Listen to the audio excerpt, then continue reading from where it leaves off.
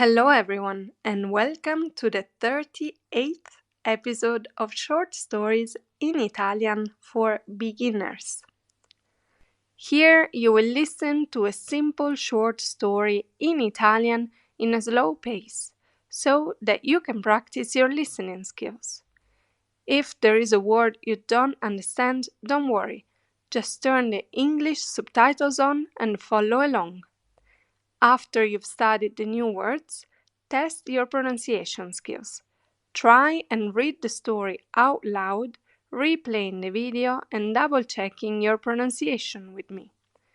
And don't forget to subscribe to the channel and like this video to learn Italian in a fun and easy way. La storia di oggi si intitola Concerto alla Scala. È sabato sera e Milano è piena di luci. Giulia e sua sorella Elena vanno al teatro alla Scala per un concerto di musica classica.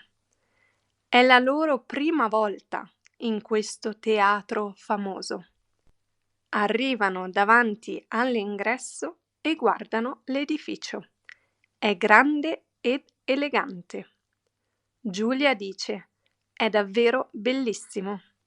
Elena sorride ed è un po' emozionata. Entrano nel teatro e mostrano i biglietti. Dentro ci sono molte persone, tutte ben vestite.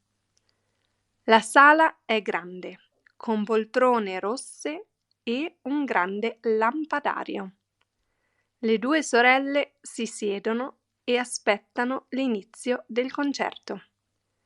Le luci si abbassano e la musica comincia.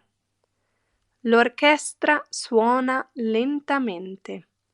Ci sono violini, pianoforti e altri strumenti.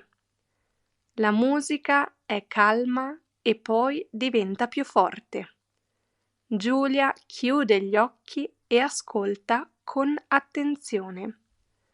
Durante il concerto il pubblico resta in silenzio. Alla fine di ogni pezzo tutti applaudono. Elena batte le mani con entusiasmo.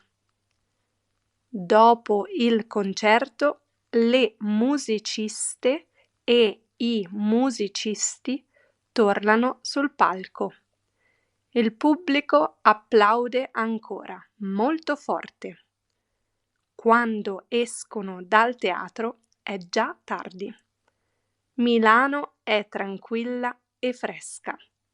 Giulia dice: "Mi è piaciuto tantissimo." Elena risponde: "Anche a me è stata una serata speciale." Le due sorelle tornano a casa felici, con la musica ancora nella testa. Fine.